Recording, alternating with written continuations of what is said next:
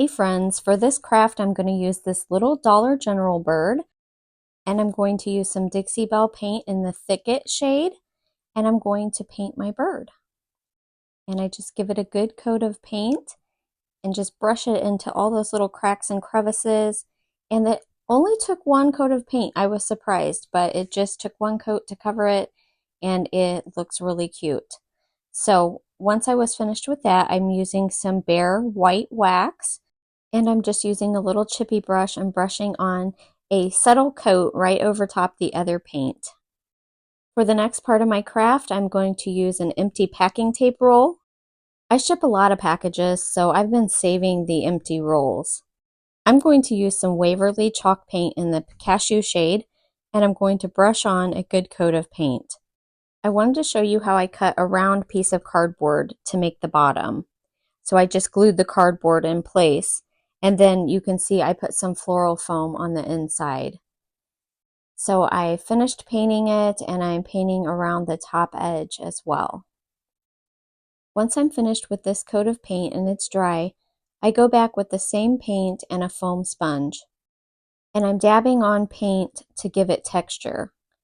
So you can see, I'll get it close to the camera here where you can see, when you do this technique, it just gives you a little bit of texture.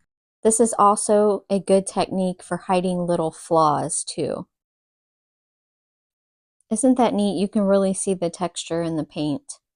So after this coat, you really need to make sure it's good and dry before you do anything else, because that paint is a little bit thicker and you can smear it.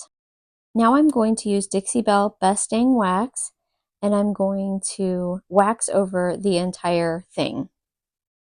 I'm making a little basket, so I need a handle. I'm going to use this wired jute for the handle. I'm just gluing it into place with some cardstock. You can pick up a roll of the wired jute at Dollar Tree. They almost always have it in the craft aisle. This is the second of these little baskets that I've made, and they just turn out so cute. Isn't that sweet?